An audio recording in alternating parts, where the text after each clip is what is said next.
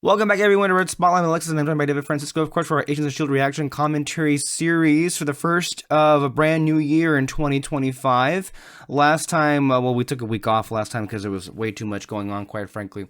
And there's really still a lot more going on that we need to get to. This is going to be a busy recording week for us, it looks like. Now, of course, I say it out loud, and inevitably, one of those individuals will cancel on me. Mark my words.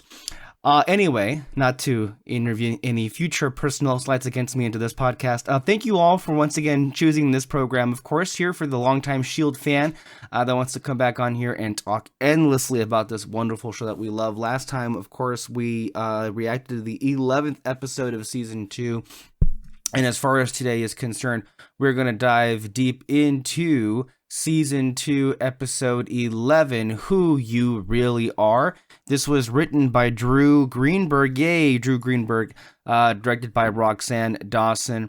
This was broadcast on March 10th, 2015 to 3.80 million viewers. Of course, our main cast: Clark, Greg McNowan, Chloe Bennett, Brett Dalton, Ian DeCastrica, Elizabeth Henstridge, Nick Blood, and Adrian Palicki.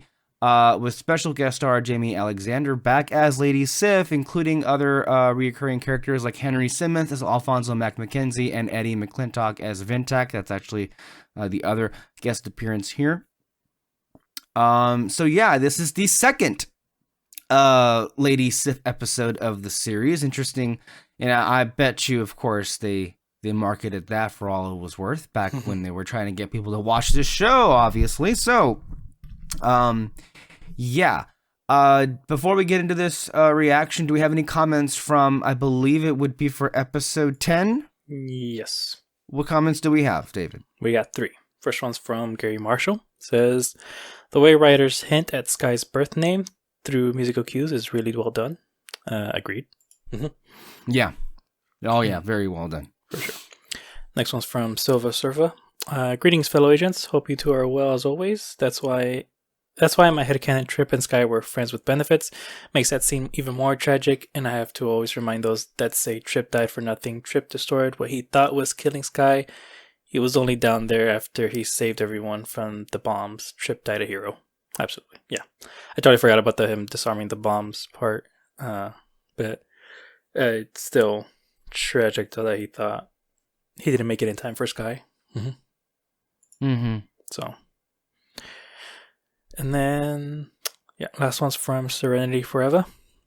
Coulson taking out Whitehall is the only decision of his in all 7 seasons that I disagree with. Whitehall was absolutely callous to take out after everything that Nazi did to the Johnson family and the world at large. You're welcome. Just no. And because obviously this is my thing, that moment between Daisy and Coulson after Cal leaves is so reminiscent of a moment in Buffy the Vampire Slayer, also a season 2 episode between Buffy and Giles. And Angelus is Cal in that scene. Okay. I haven't seen Buffy, so I don't know the reference, but yeah, that's cool. Edit. And to a lesser extent, Trip dying when Daisy got her powers is like Buffy getting Angel back, only to have to send him to hell to save the world in the season 2 finale. Again, haven't seen the show, but you know, I'm sure you would probably notice this in every other writer's whatever they worked on in the past and all that. So, but that's cool. But yeah, that's all. All right, then. Well, let's just go ahead and not waste any time. Let's go ahead and jump into this episode here. Who We Really Are. Previously on Marvel's Agents of S.H.I.E.L.D. This again? Oh, now Max in on. Do you remember much about this episode? Oh, yeah. Sif shows up and she got like the signal basically that someone's powers got activated, and so did some other Kree. Her DNA is an exact match to what it was before, she's clear. I think she's trying to stop the Kree from... I'm wrong. She got some kind of signal that a Kree showed up on Earth. She's trying to stop him. The Kree showed up here because he got a signal that someone's powers got activated. Hey! So, I think it was like that. Lady like you shouldn't be out here all alone. See, sometimes moments like this really kind of communicate how the male end of this species sometimes are just, look, Darwinism, right? Like what the hell was the thinking there? Like, she's clearly not okay, and you're like, I'm gonna make a pass at her? What was going on there? Yeah. We lost Trip, and it hurts like hell. But you can't shut those feelings out. This must be incredibly difficult, right? It's like you don't even know what the hell your power is. You just know it's very destructive. Mm-hmm. How the hell do you even try and hold it back with knowing at any moment you could possibly kill her, like, very easily? Mm-hmm. Dirk, I'm afraid I'm gonna go postal and tear your head off. Go for it. I promise you won't. I don't know about that. Training is not a group activity. Yeah. I just came down to see what... You do wonder, though. I wonder if off-screen sometime maybe... I know we do see May train a little bit Simmons later on, because Simmons, really wants to, like, defend herself after being captured a couple of times. So she does train her how to use a gun and some things. But when we get to the end of season 3 and season 4, Fitz and Simmons are a lot more competent in the field. I mean, they're more competent now, but I guess they're more able to kind of defend themselves. Again, they're never going to be like seasoned fighters, but when we get like into the halfway point of this show, they can hold their own. Mm-hmm. Like, there's an episode specifically that I can think of in season 4, Uprising. That's the 3rd episode, where Mac, Coulson, and Fitz are sent to get Yo-Yo out of the watchdog trap. And, Mac and Coulson they can kick some ass, but, Fitz was there too, and there was he stabbed one of the watchdogs, and like, whoa, okay. So I have to think at some point off screen, like... But I do not trust him. Anyhow, can't hurt. That happened. Plus, this is fun. No. And then here we are again with these two, which is, again, I love to see these two together. They have such an ease to them,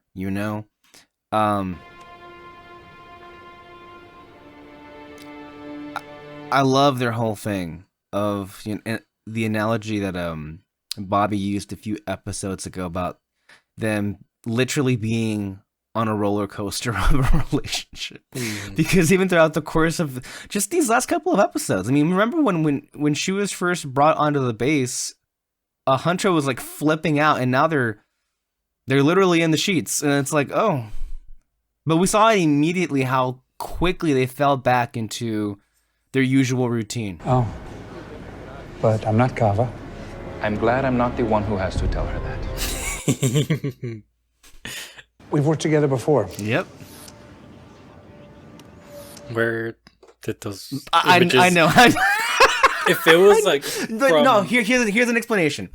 Here's a real in-canon explanation. They're literally S.H.I.E.L.D. Of course, there would be cameras everywhere, especially cameras in the control room and cameras in the lab. That's not that far-fetched to believe. Obviously, they have those pictures because there's still shots from the episode, so duh. I mean, that's where those pictures came from. But don't try and tell me that a secret organization, by the way, which they've already said they have been spying on their own earlier on this season, that they were monitoring Skye to see if she had any adverse effects. So, of course, they would have cameras. Now, those exact shots, weird pictures. Yeah. But hey, it's not that far. It's just the angles. That's all that's bothering me. I feel like you could have taken them like as they are today, put her back in the costume real quick, just taking some pictures. Yeah. Unless the costume is like, hard to get on, but He's dangerous. fine. Yeah, I get it. Don't worry. You won't remember. The Kree are not the most inviting individuals, are they? And I think on this show and in the MCU, you see different kinds of Kree, but they're never very inviting or kind. Do you notice that? The only person that's been associated with the Kree that has been kind and inviting was because she was Terran, which was Carol Danvers. everybody else just kind of a dick or a prick or just like that. Like, really? Mm. You're a fucking alien invade, like, basically, and this is how you're like, someone in your world has changed. Go with Hunter and Mac, handle forensics. I need you and Bobby to talk to witnesses in the area, see if we can track down where this guy went. By the way, this is not a critique. I'm just like, okay, guy, there was like a lot smoother way of figuring this out. The mechanical design is still top notch, but we're looking into a more concentrated dendrotoxin formula. And wouldn't that be dangerous? To be fair, though, didn't they just experience Mac being possessed by something where the Icers were not doing a damn thing? Mm-hmm. True. So I do not know this word yet. that is pretty When you alarming. say it, I want to smile. Why? Who can explain the mysteries of the Asgardian brain? I can. May's like, I know what that means. And they did nothing with that. Oh, no. And never will. No. Good mystery. Guess we're both embracing new challenges. I mean, you're taking a permanent position at Coulson. You know what I can't tell? I couldn't tell from those earlier shots if they were actually on location or those were just a green screen. See how this plays out. I think it's location. What's that? It looks real, right? Like, Pretty language. It's hard to gauge if someone's lying. Are you an expert at that? At lying or telling if someone's lying? yeah. Oh, yeah. Like how we're getting some more interactions between Bobby and Skye here, which is definitely needed because of what's going to happen later on this season. These moments are really crucial for Bobby to know and get to know Skye a bit better. That way she knows that she's not really a threat. The way that her other cohort are going to think that she's a creature that needs to be put down. Only 7 intelligent species across the known realms require heightened levels of nitrogen gas, non-humanoid. I learned this as a child, did you not? No, clearly we didn't. No. Sir, we have evidence he's here at the hospital. It's a big place, though. He might be hiding anywhere. The guy playing the Kree is from... He was from another show called Warehouse 13. Fantastic show. Loved it. Oh, the guy playing the Kree? Yeah. Oh. He was the main character in that show, Warehouse 13. Oh. I don't know if it ended by the time this came out, but... It might be. I want him here in case he takes their side. He's a friend. I don't want him fighting against us. He would never. You remember what it felt like when our friends turned out to be Hydra. We're not Hydra. You remember how it felt. Again, I gotta keep praising the dialogue in this show. They did such an awesome job of like keeping everything they just said as subtle as possible, but also just basically just giving us everything that we need to know. You can already tell from the past episodes that like they're forming some kind of alliance against them and all that, but I don't know. It was in Whitehall's SSR file. The side of his dick. I don't know. I can't remember how I felt about this when I first saw it, but it was enough to let you know that what they're doing maybe is not evil. Yeah. This faction had built a city. They brought with them the diviners, which hold the crystals. Their plans were discovered and thwarted by the better of my kind. I forgot to mention, that's not his actual voice. His voice is very different in Warehouse 13, so I'm kind of wondering, like, did he do that in the show? Did they do that in post? I'm actually very curious. Oh, that's nothing. It's just, It's remarkable. And this is where things begin to fall apart. The changes may not be on the surface, but buried inside. You must understand, these creatures are weapons. I'm actually, like, nervous right now. Just rewatching this, dude. It's intense. I love it. May not stop at breaking glass. You could bring down buildings, tear continents apart. I can get a handle on it. About that. Destroyer of Worlds. About a few seasons away from here. This is not your concern. Skye, let's go. Fitz, we need Bambino. Bambino? Gemma, I'm so sorry. You knew. Could have said, you were acting kind of crazy. I mean, come on. Yeah. I just wanted the attention.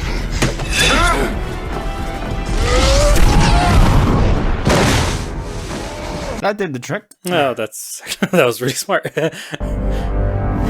May, she'll get through. Ignore it. Also, you talking about how Fitz and Simmons hold their own. Fitz Yeah. came in with the save there. That's Bambino. Oh. That's what Coulson meant. Get Bambino.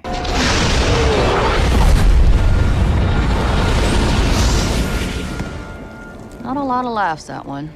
And when I say that about somebody... Plague to be eradicated? I mean... Sky is my friend. She's different. Oh, yeah, like I was your friend, and then I changed. How did you handle that? Chris, don't help any of us. Sky should have just come clean. What, and risk being locked up, studied? Shut up, Mac. We should be protecting her. No, Fitz. We're the ones that need protection from her.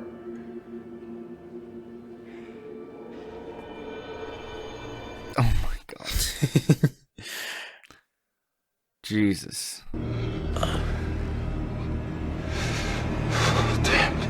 Well, that was the episode. We did not talk much in this episode, but that's only because, I mean, I was really into what was going on and everything. Right. The mystery of it all, of what was going on with Sif and all that. So, in terms of, this is definitely like a slow point after like all the intense stuff that happens and everything. So you kind of needed that for what's been happening and all that. But it's still really cool to see. Just get more information about the whole Inhuman stuff and all of that, and it still led to an intense moment. Like I literally said, it's like I'm actually like really nervous. It's about to happen right now. So, I mean, slow episode, but I mean, even the first season had that moment, had those moments like that. No, I agree with you for sure. Let me get to just I'm not gonna read the whole thing, but just some observations. Eric Goldman saying here that I really liked Sky's abilities were revealed to everyone so quickly, once more reflecting the increased pace of season 2, and it seemed as though that might stay a secret for quite a while. On the flip side, there was still more hammering home of character. Okay. On the Inhuman front, it continues to be impressive how much info we're getting about them, including their Kree origins. Mac and Bobby was actually perhaps the best part of the episode. We learned that they most certainly were not Hydra, even as their secrecy and intensity continued.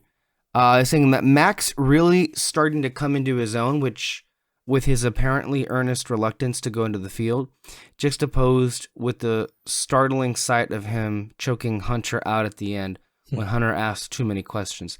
Even as that brought about some great what happens now questions, it also was a good move for Hunter as a character, showing how observant he was, very much noticing Mac and Bobby's suspicious behavior and also knowing it was some sort of spy-based partnership and not, thankfully, any silly, do you two have something going on behind my back type of misunderstanding.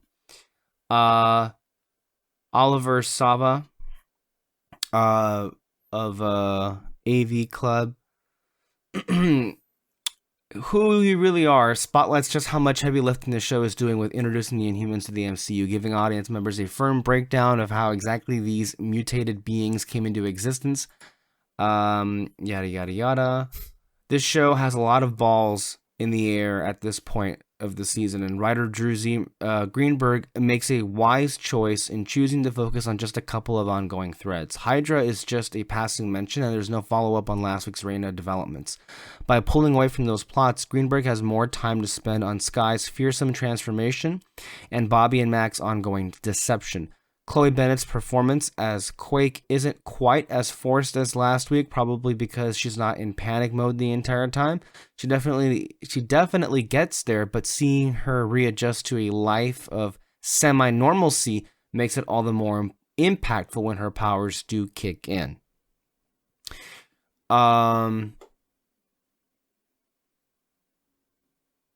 Bobby and Mac's shady dealings. Bobby and Mac's secret plan has been teased for about half the season now.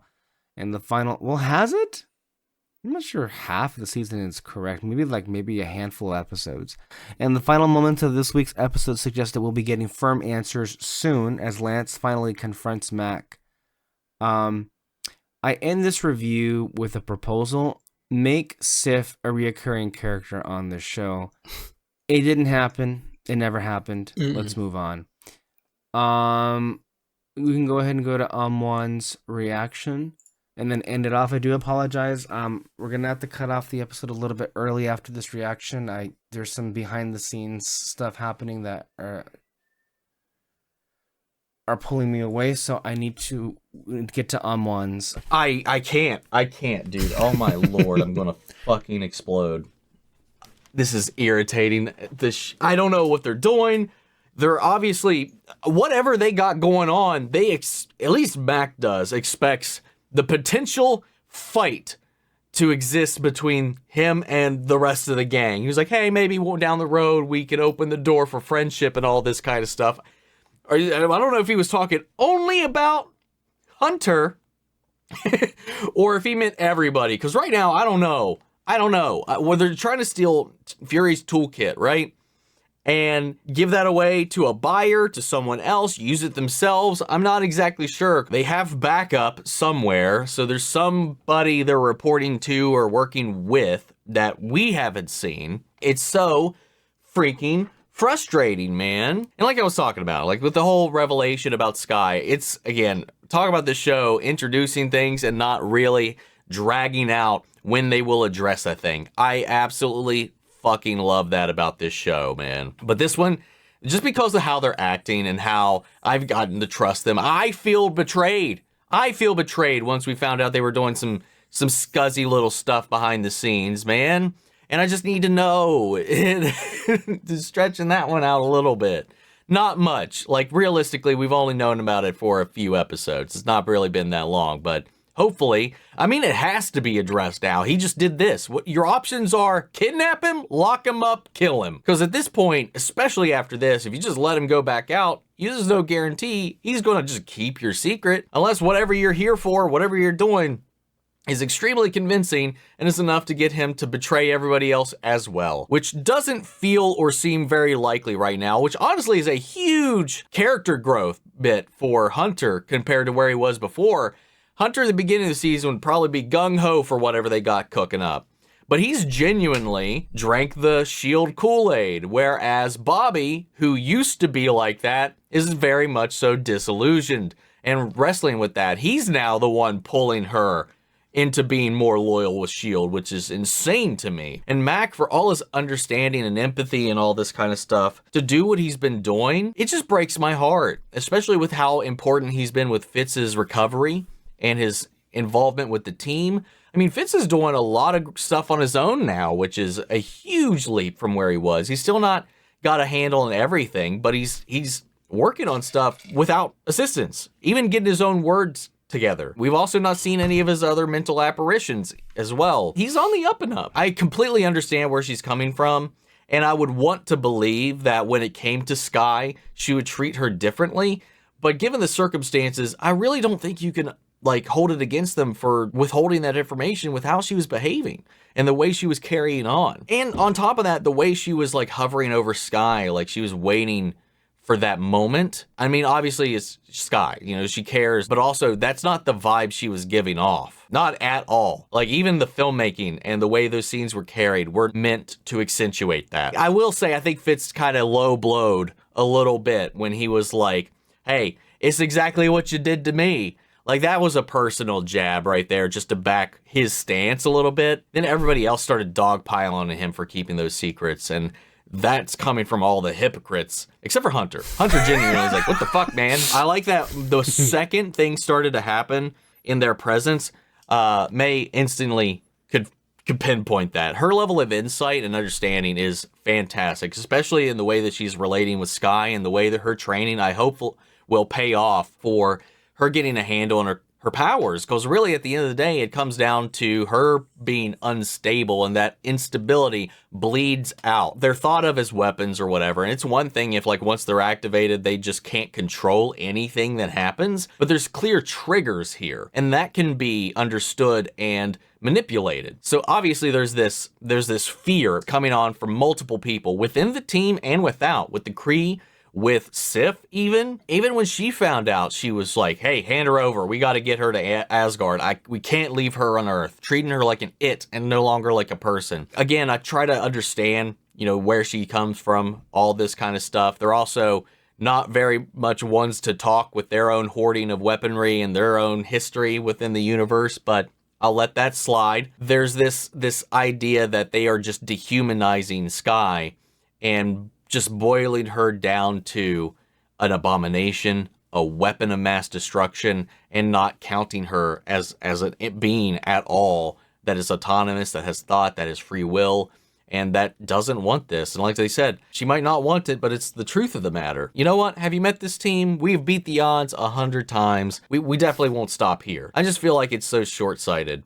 in the grand scheme of things. Given time, May is the perfect person to hone her in on this. Sif seemed like she couldn't comprehend the fact that Skye knocked herself out. She was like, oh my gosh, this weapon turned itself off. That was the big indicator that she wasn't seeing Skye as Skye in that moment until that happened. Like, she was like, the moment she changed, she just saw her as an other, an it. It took her a minute to even be able to compute why that would even take place. While that's just who Skye is. If you've been paying attention at all, and you've been here before. This isn't your first rodeo with these guys. If this happened in the beginning when her memories were all fuckarooed, I'd give that more of a pass. But this was it's just frustrating. I get everybody's coming from a good place, and she does pose a potential threat to more than just herself and the team and all that, but all they're doing is making things worse. As shitty as it is, side with Fitz about what was going on. However, I do think Coulson could have been brought in on it, especially considering he knows about what Skye's carrying around in her, and I don't think the rest of the team knows about her having any alien DNA. Coulson knows, May knows, and Fitz now knows. So I do feel like maybe Mama and Papa could have been brought in on it. But I get the Fitz in that situation with everything going on, because even they were getting into the heat of things in the last episode as well. So I understand. It's just unfortunate all around, and it's complicated because everybody's coming from their own personal place that makes sense to them. And I'm just approaching this again, kind of like Fitz is, and the way I feel like the team should, giving Skye the benefit of the doubt and the chance. And I hope that Jenema is being honest about this, but this situation now has only exacerbated those fears, as well as continued to fracture and expand that gap between her and Fitz and their own trust and relationship, which also breaks my heart even more. I don't know, man. I don't know where all this is going to end up going.